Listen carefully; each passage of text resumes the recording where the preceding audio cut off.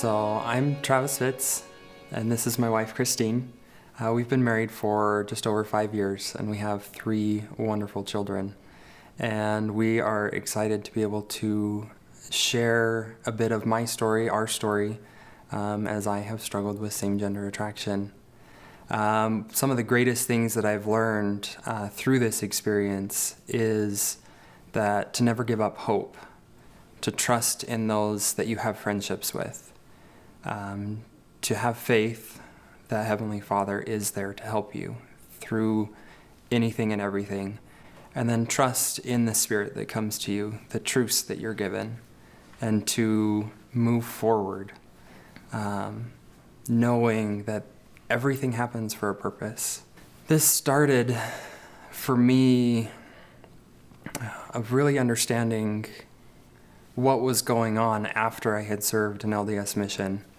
Prior to that, my understanding of the emotions I felt was merely depression, highs and lows, not really understanding what caused it other than I had depression.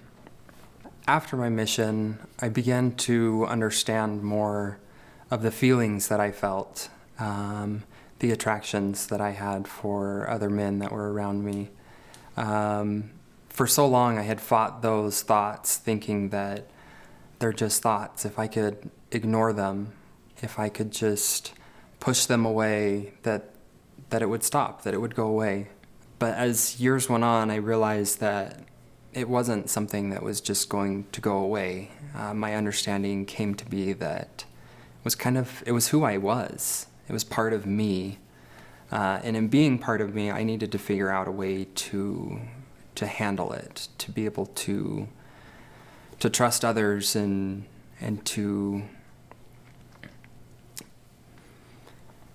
I needed to be able to know who I was and be comfortable with who I was so that I could be honest and real with those people around me.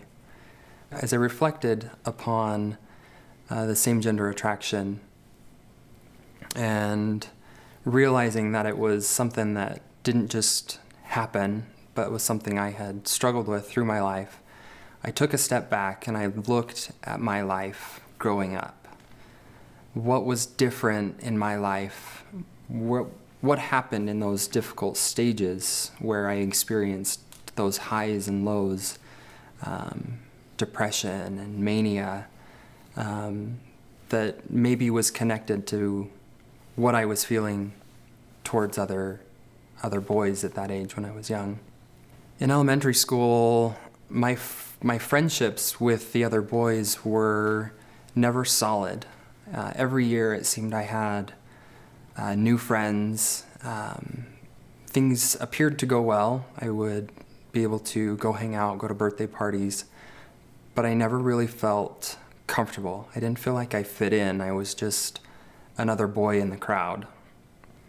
And that was hard, not being able to have a solid friendship, someone that during the summers I could go play with. And I found that in the summers I tended to hang out with girls in the neighborhood.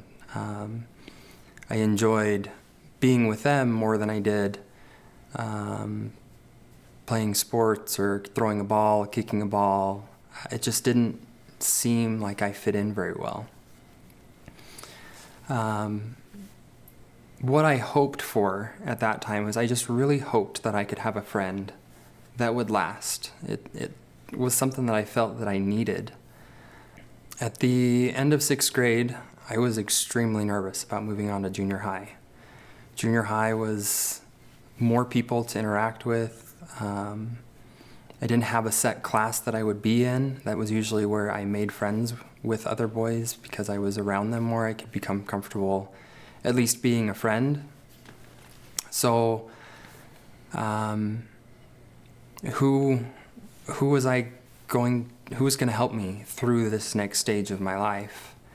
And I just had this inner hope that I would find someone that would be there to be a friend.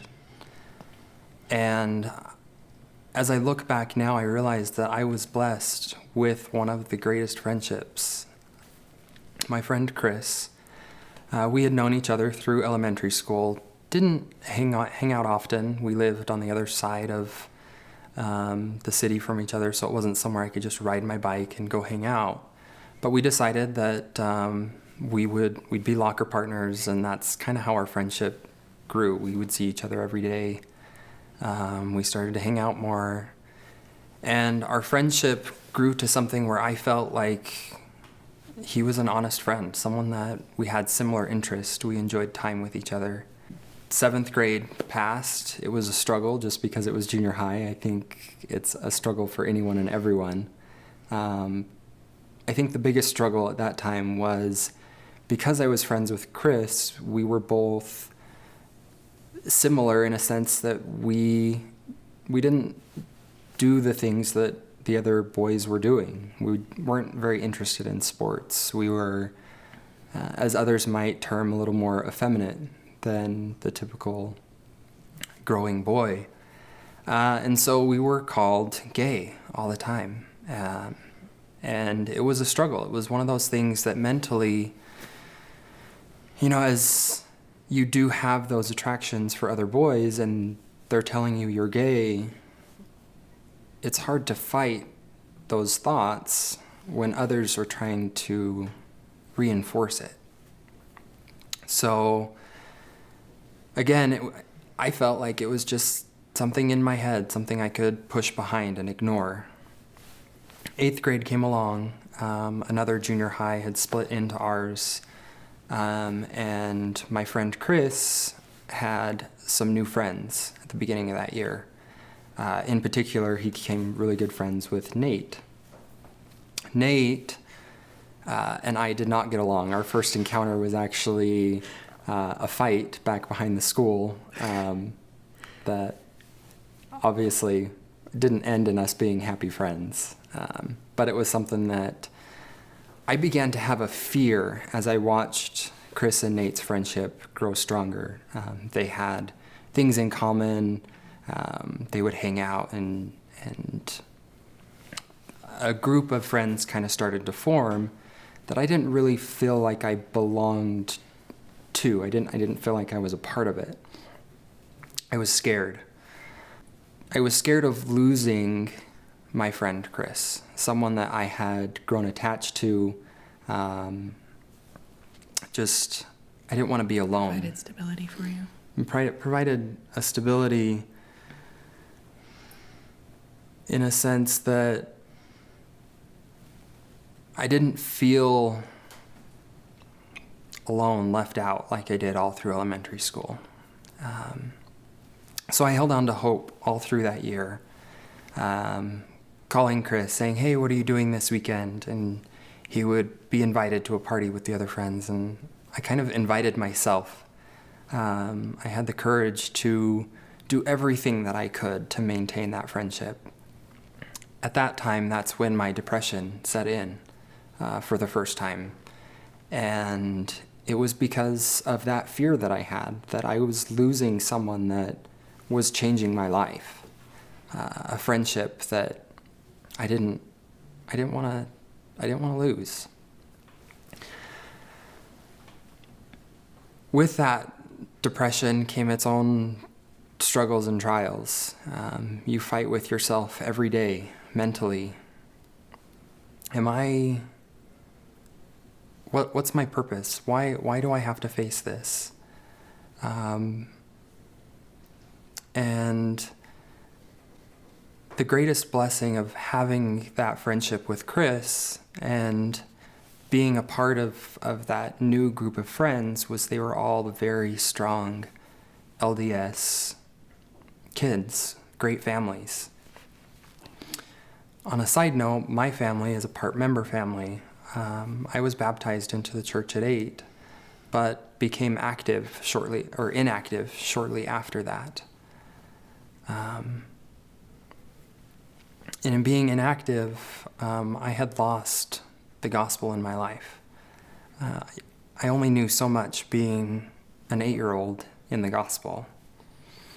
So with that group of friends, I began to learn about the gospel. to know my Heavenly Father, to know that He was there. I started going back to church on my own as someone that doesn't easily fit in with other boys. Going back to church when I was 12, 13 years old was very difficult. I didn't have any friends at church. I hardly knew the people at church. But I saw how my friends' lives were, and it was something that I wanted. That summer, after 8th grade, as a group of friends, we had decided that we would have a Book of Mormon study group. Each week we would get together as friends and have a section of the Book of Mormon that we would have read that we could talk about. And I started to gain a testimony of the church that I had lost as a child. And I began to start fitting in with those friends as time passed. And the depression started to go away. I was happy. Nate and I actually became friends after. Really good friends. Really good friends. We're still friends today, which is amazing considering our track record in the beginning. And a story that we'll share later on of another rough point in our friendship and how it affected my life. This was a journey of faith for me. I learned about hope in a sense that I held on to my friendship. I hoped for something better. I hoped that I could find understanding in my feelings and my depression. And then my faith grew because of the friendships that I had. When I was 14, I was able to go to the temple and do baptisms for the dead. And what 14-year-old group of kids go to the temple for fun? That was the kind of friends that I was able to establish. Forever changed my life and have led me to where I'm at, married in the temple to my wonderful wife and sealed to my children. A blessing that at one point I didn't know if I would have the opportunity to partake in my life. Moving forward through high school, as those friendships grew, I felt more and more a part of the group. I hit what doctors at the time would say was a manic stage. I was overly happy. I had no cares. I had no worries. I had no fears.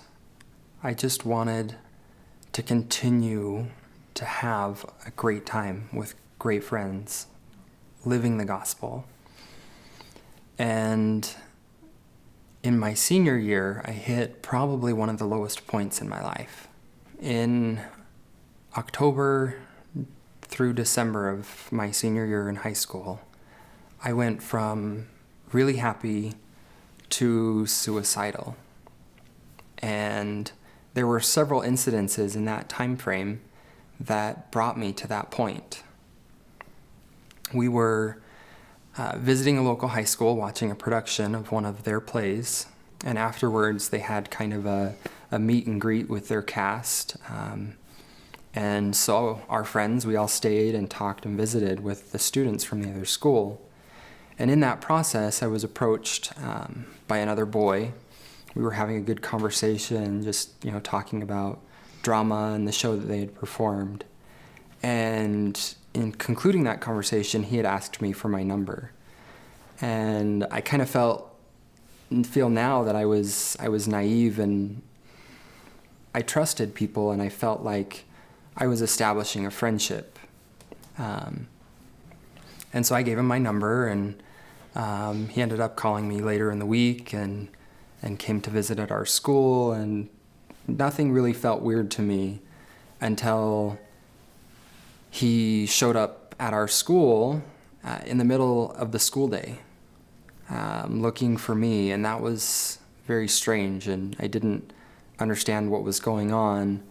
And over the course of the next month or so, I came to an understanding that he had feelings for me, an attraction for me. So as this boy from the other school began showing up more often, I began to experience these new emotions of same-gender attraction that were stronger than they were previously in my life.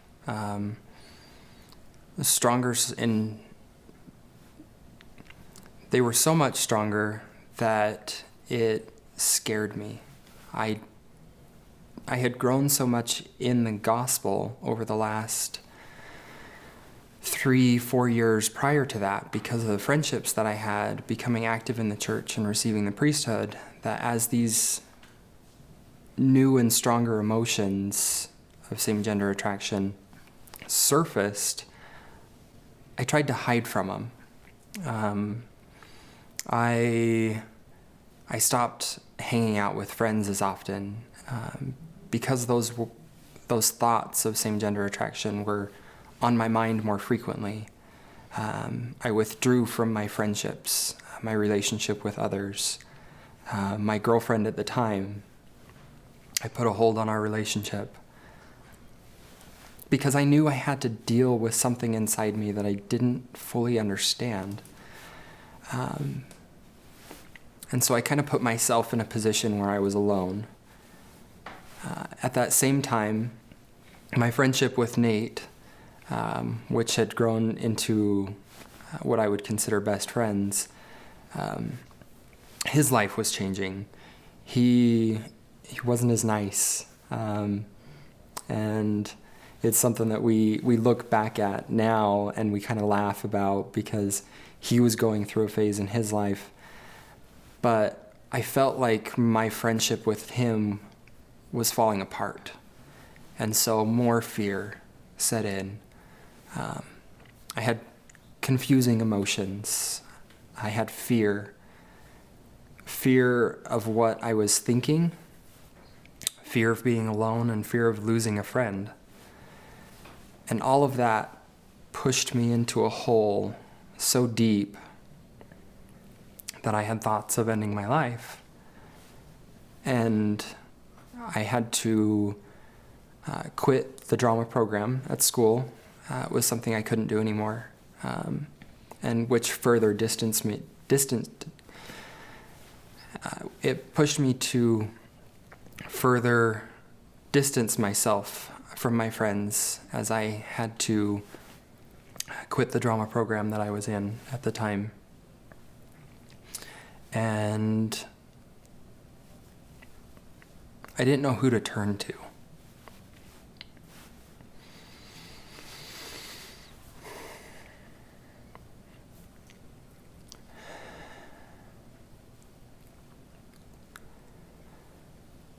That fear was so debilitating, and not trusting anyone in my life with that information of what I was feeling was really hard.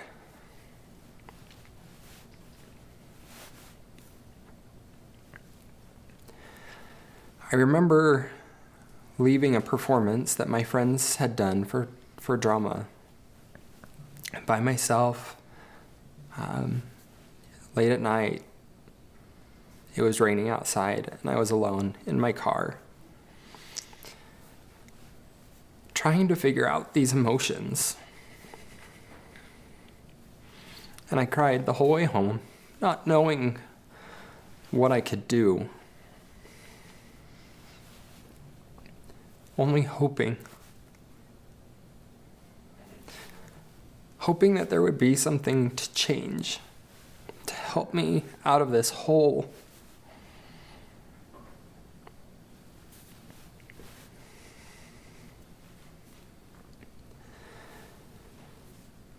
Luckily, my parents were very perceptive, my mother in particular. She knew something was wrong. she came to me, and I was able to open up to her. But only so much. I was only able to open up to her thoughts of suicide and depression that I was feeling. I held on to those thoughts of same-gender attraction. I couldn't tell my family. And so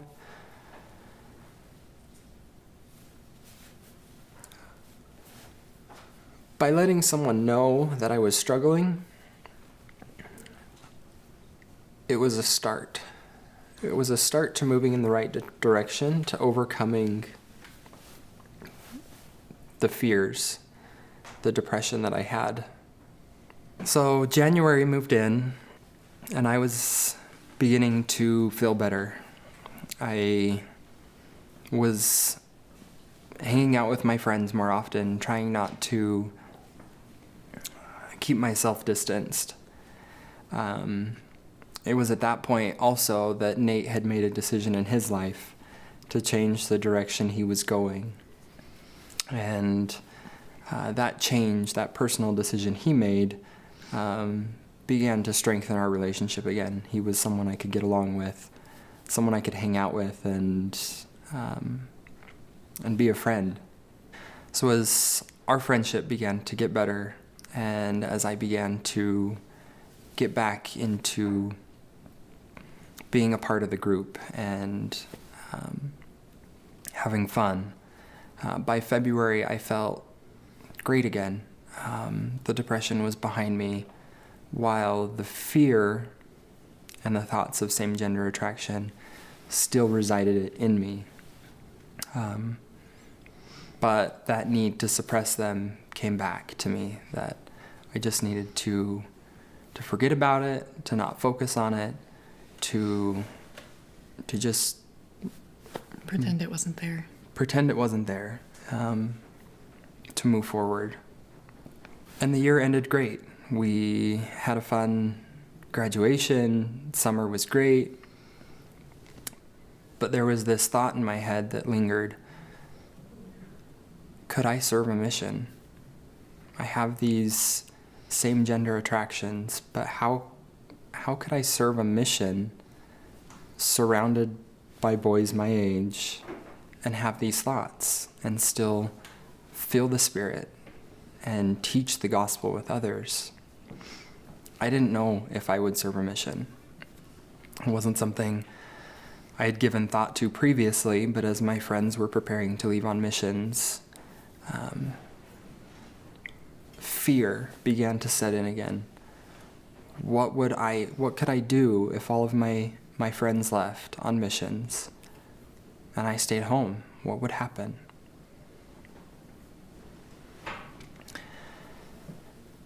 So over the course of the next year, I ended up moving out of the house. I moved down to where my friends were at BYU going to college. I worked, went to Institute, did everything I could to stay connected with the guy friends as best as I could.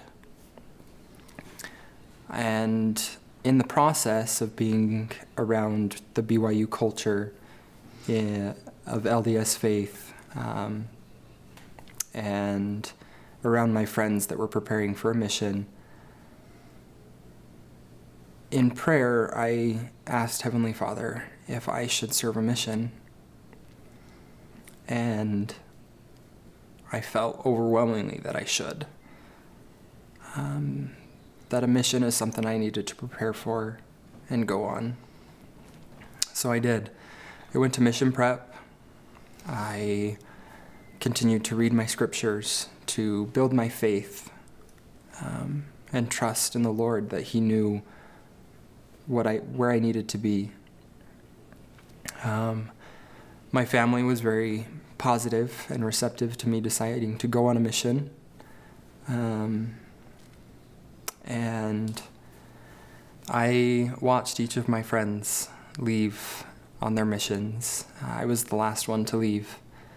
And that last month alone, was very difficult. I relied very heavily upon my Heavenly Father to keep me strong and to move forward. But my biggest fear loomed in my future, and with the same gender attraction, the MTC frightened me. I have heard the stories of the Tree of Life showers, having to shower in a room with other naked men frightened me. I didn't know how I was going to handle that beginning my mission.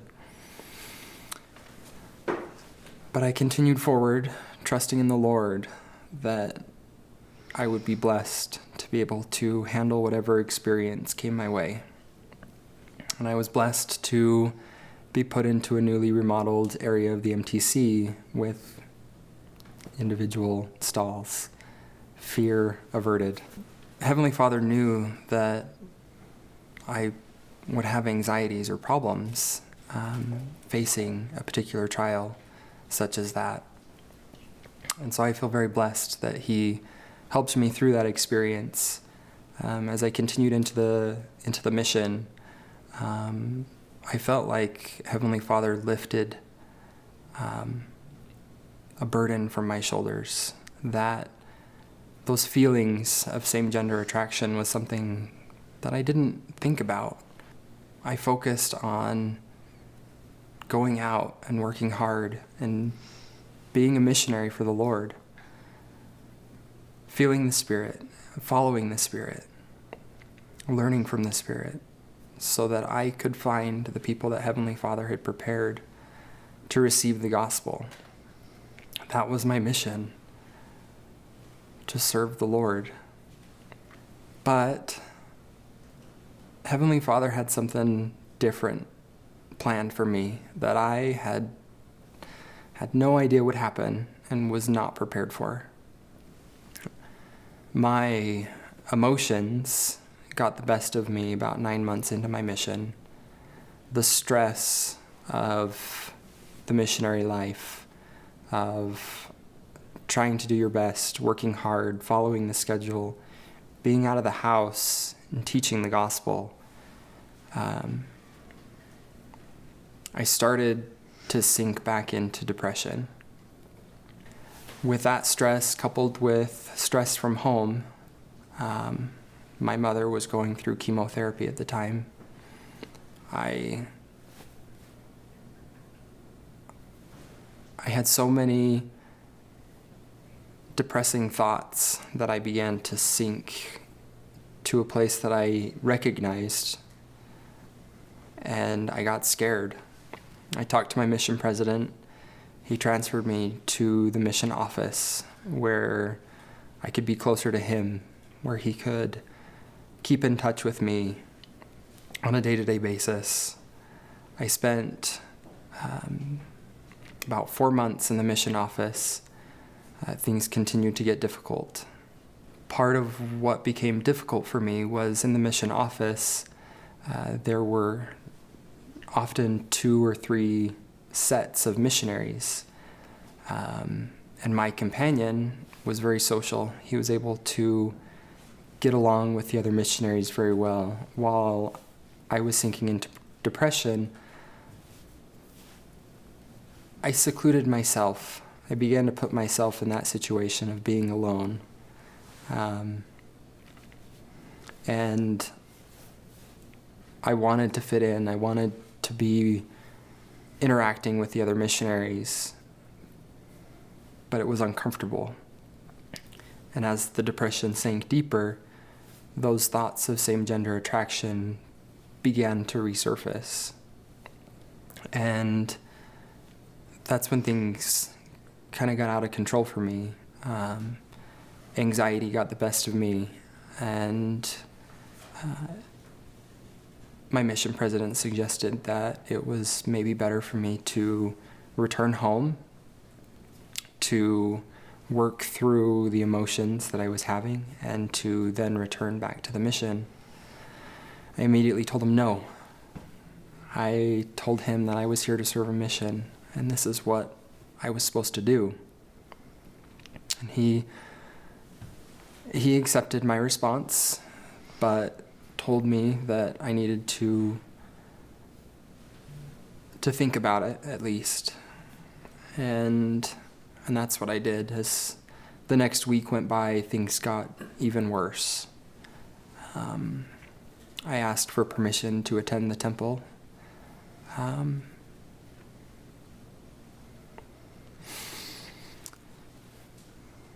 had a very spiritual experience in which the Heavenly Father blessed me.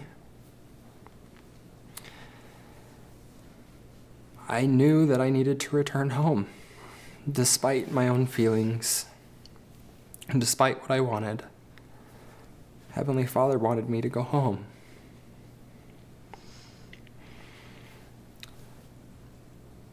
I immediately told the mission president. 2 days later, I was home, just like that. Life had changed again. But there was a huge sense of relief. As I came home, my family was very, very receptive. Just as if I had never left. They were there for me. But I continued to struggle with the thoughts of same-gender attraction. My friends were still on their mission. And my ward didn't know what was going on. They didn't know why I came home. And attending church became very difficult for me to do. But being on a mission, I had a strong testimony of the gospel. I knew I needed to attend. So, through prayer and through Heavenly Father's help, I stayed active in the church. I found friends through a missionary group therapy with LDS Family Services. For missionaries who came home early. Same situation. And it helped me to realize that I served an honorable mission, that Heavenly Father had a plan for me that I didn't understand at the time. And I pressed forward. I made it through the next year. My friends came home, and life continued to get better. It was not in Heavenly Father's plan for me to return to my mission, which was okay, because I knew what Heavenly Father wanted for me. And I knew that I began to understand that Heavenly Father was blessing me with trials in my life to help me become who He wanted, to give me experiences that would shape my thoughts and eventually lead me to my wonderful wife, that I sometimes wondered, could I be married in the temple? And how would I overcome thoughts of same-gender attraction? And I followed the counsel of my church leaders while I was living in Provo. I was told to go on 2 dates a week. If I had a choice of going on a date or going to the temple, I'd go on a date. And I don't always understand what our church leaders want for us, but I did have the faith to trust them and the hope that I would find a girl to marry in the temple and to have a family with. I had hope that all of my dreams could come true. So, as I went through the pain of dating and being very strong. It's a very draining process. Being strong in my effort of dating twice a week. I turned to blind dates on occasion. It's hard to find new girls all the time to date. And so my good friend Nate, from high school and growing up, he set me up with Christine. He was dating my really good friend at the time. We graduated high school together. She was actually a year younger than me, but we lived in China, so, small LDS community, and so we became really good friends. And they met at a wedding, and they started dating. So then, Chelsea got to meet Travis, and Nate got to meet me, and they're like, oh, we should set you guys up. And that was several months before they actually set us up. And so we're like, okay, you said you were going to set us up, and we're still waiting. And then I just thought it would never happen. And eventually, Nate asked me if I wanted to join him for Sunday dinner with friends and to play games. That was the extent of our conversation. No mention of the fact that it was a blind date and that I would be there. Oh, wait, he did say I would be there, but there was no mention of the fact that it was a blind date. I had previously, the night before, an extremely not fun date. I was ready to give up. I didn't want to date. Had I known that our Sunday dinner would have been a date, I don't know that I would have met my lovely wife. And for me too, I did the same thing, dating a lot, and I took a marriage prep class, and that kind of gave me confidence to go ask guys out. It was very nerve-wracking, but I did the same thing, like lots of dating, and I was finally at a point where okay, I give up. I'm gonna give this blind date one last chance, and I'm just gonna take a break for a while. I'm sick of this. And it was kind of an important blind date, so I'm glad I went. I feel like Heavenly Father knew our situation. He knew my situation, that he had a plan for me to meet Christine. We met Sunday night. It was extremely awkward. Totally paired off. There's 4 couples. One of them was married. 2 of them were dating. I'd had a rough night that night, so I knew that we were having this blind date, and but then I'd had a rough night. I'd been crying a lot, and that's not really important to the story, but so I went and I met him, and my first impression, and apparently a lot of people's, if not everyone's, is that Travis is gay. And that was just my very first impression, and I'd had a tough night, so I was just kind of like, let's just get this over with, and I can get on my break from dating. I'm tired of this, and somehow we hit it off. 'Cause,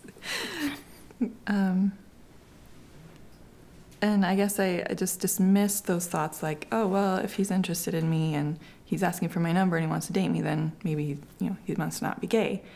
We ended up exchanging, or I got her number, put it in my phone wrong. Tried to get in touch with her during the week, and it didn't happen. So finally we got our friends to get us in contact, and Thursday that week we ended up on a date, and we saw each other every day for the next several months. As our relationship grew,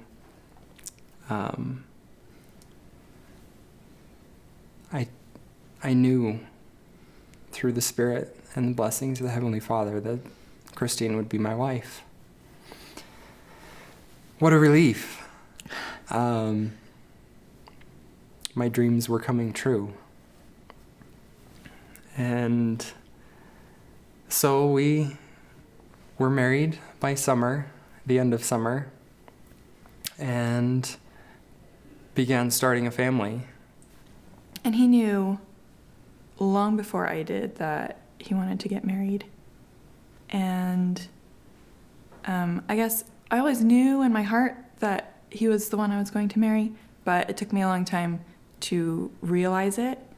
And it was actually very shortly after I realized, I want to marry this man that he proposed. And so it was kind of perfect timing.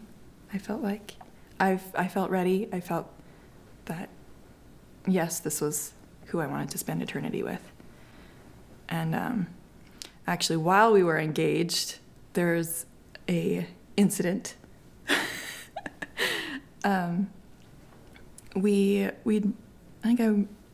were we? We were over at Rock Canyon Park or something. Mm-hmm. But I met Travis and a couple of our friends over at a park, and then we decided to go get something to eat because we were hungry. And I had my car, Travis had a scooter, so we were driving separately. And I get there, and Travis calls me, said, "Hey, I've been in an accident. Can you come get me?" I was just thinking, you've got to be kidding. So I went and get him.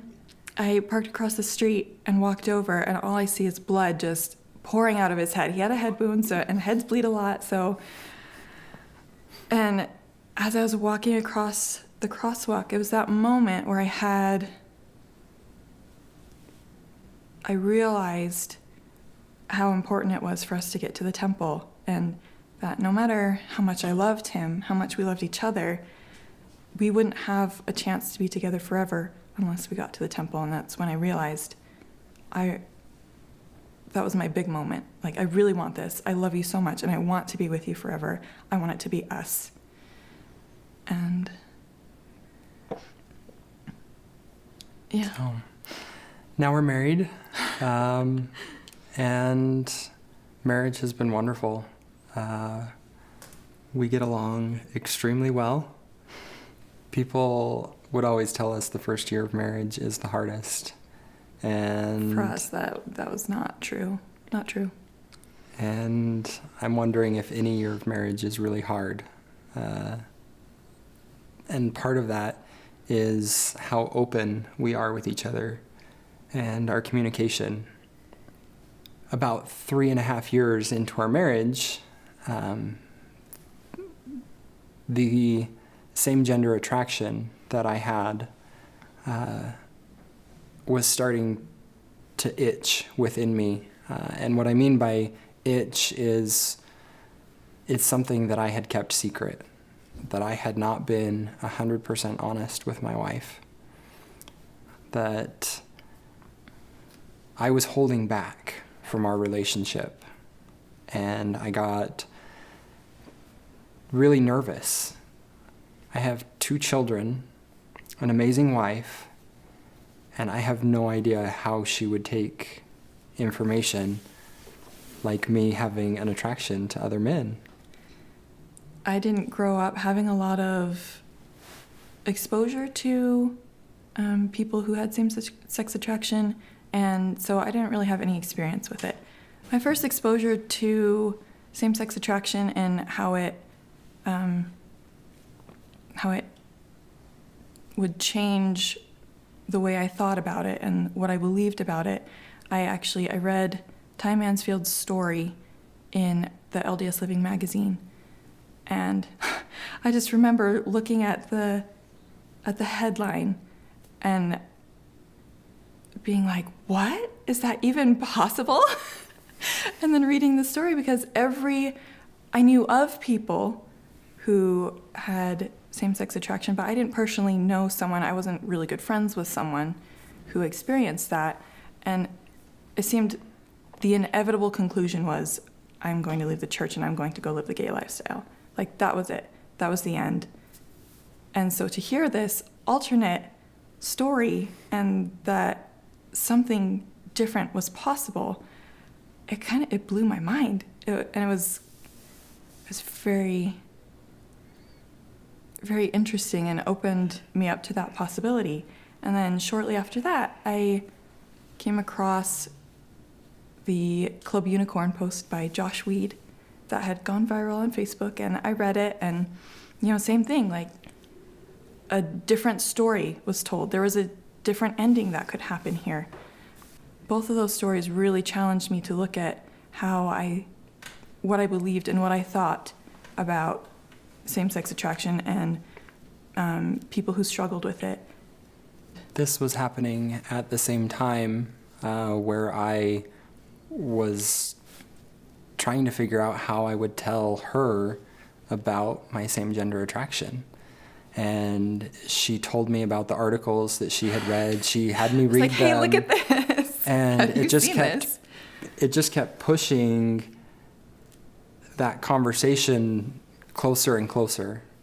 How am I going to do this? How am I going to tell her? I was scared. I was nervous. I didn't know how to approach it. And finally, I decided one night that I would tell her, and it was not in a very effective way. We were driving home from my parents late at night. Kids were asleep in the back seat. And I'm like, I've got something really important I need to share with you. It's really big. And, he just kind of ran around it a little bit. And as he keeps trying to run around, prepare me for what he's about to say without saying it, I just keep feeling like anxiety build. And I'm like, okay, can you please say it already?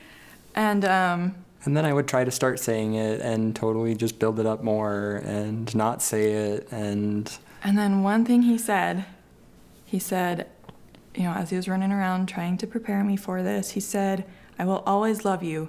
And that, I just, there's always a but. There's always a but. I will always love you, but. And then my mind just, I don't know where it came from. Just like this whole train of thoughts. I said, he's going to tell me he's gay. He's going to tell me he's unhappy and that we should get divorced. What am I going to do with our kids? I can move in with my parents. I could go back to school. Maybe I'll just find a job.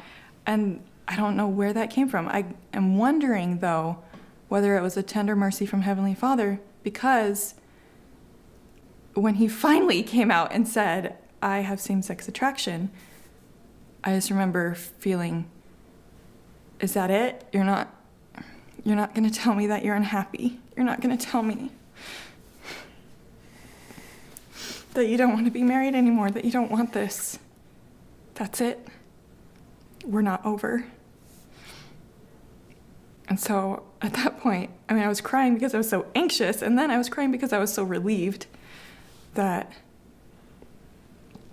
I don't know, that it didn't mean that our relationship was about to end because I loved him so much, and I had that experience with him crashing and, that moment where I knew that I wanted to be with him for eternity. And so for a moment, I felt like someone had pulled the rug out from under me, and I was free falling. And then Travis put the rug right back underneath me, and, I didn't want it to negatively impact our relationship. I was hoping that she would be understanding, that she would continue to be at my side every step of the way, that we could work through this together. And that feeling of finally letting someone else know was so liberating. To be able to have a conversation with my best friend and share my thoughts and be able to talk openly about the articles that she had shared with me. And that's what really prepared me to hear his story and to be open and receptive to what he was going to tell me eventually. And that's where I gained my hope that our relationship wouldn't change, that it could be like these stories that she had shared with me, that we could stay a strong, happy family and strong in the gospel. It gave me trust, more trust in my wife, and trust in Heavenly Father, that He knew and He had prepared us for that moment. And our faith began to grow. I remember after he told me, there were, I had a few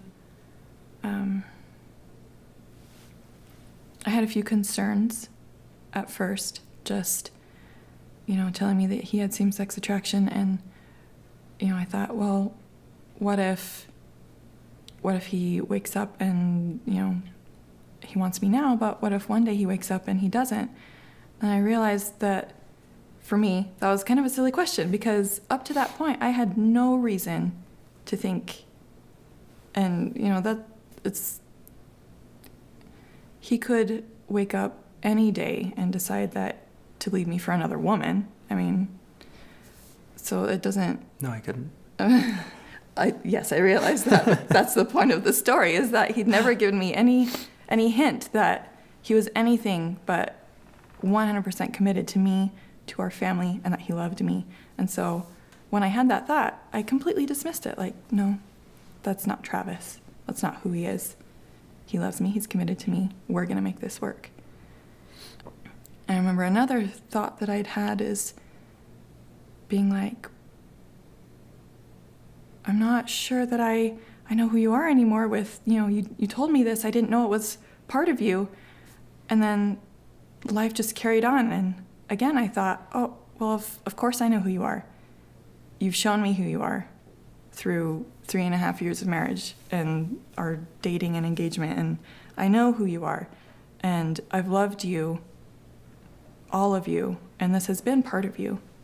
Same-sex attraction is a lifelong struggle and very difficult because of that. And it's easy, well, I feel like it would have been easy for Travis to define himself by that. Like, I'm Travis and I'm gay. But he didn't define himself that way. And all of us are very complex people, and he defined himself by all the things that he is, and not just the fact that he was attracted to men. And the struggles that he went through with that trial, that he will continue to go through with that trial, made him the man that I fell in love with, and made him a wonderful father, a wonderful husband. And in that regard, I am very grateful to Heavenly Father that Travis has had this trial, had this struggle, but that he has come out triumphant. So I guess the biggest thing that I've learned is that, from going to not really having any kind of experience with people who struggle with same-sex attraction, and going to my wonderful husband who struggles with it, is that, as my aunt put it, it is just another trial. A difficult one, to be sure, but it is just another trial, and our choices and our actions matter. And the choices and actions that Travis has made brought him to the point where I am super excited for what eternity brings for us. We've had the opportunity to share with several friends and family members our story, to let them know of who I am, not just all that they have known before, but also that I struggle with same-sex attraction, that it's something that Christine and I together will continue to work with through the rest of my life. And the reception of us telling our friends and family has been extremely positive. We're really, really grateful for that. And them knowing that, being attracted to other men does not define who I am. That, as Christine had said, that I am a collection of my entire life, of all the things I've been through. It makes me who I am. My life of hope, of not giving up, trusting in the Lord, trusting in my friends, and trusting in my family. And with faith and the gospel, there is hope that I can experience all the blessings that Heavenly Father has in store for me. that I can live with my family forever, with my wife and with my children, with my future grandchildren. I have hope, trust, and faith that life will continue forward, that I will have the strength to overcome any trial placed before me.